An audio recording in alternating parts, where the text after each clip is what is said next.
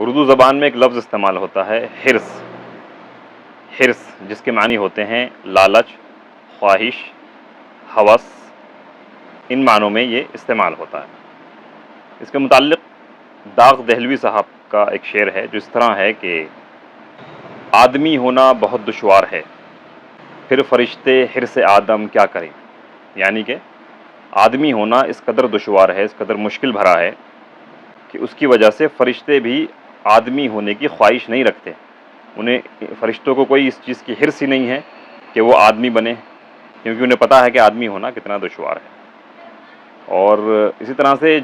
جس شخص کے اندر یہ چیز پائی جاتی ہے، یعنی کہ حرص جس کے اندر ہو، لالچ، خواہش، ہوس، تو ایسے شخص کو حریص کہتے ہیں، حریص یعنی کہ لالچی، لالچ رکھنے والا، ہوس رکھنے والا۔ تو آپ اپنے آس پاس نظر دوڑا کے دیکھیے کہ کتنے لوگ ایسے ہیں جن کو آپ حریص کہہ سکتے ہیں۔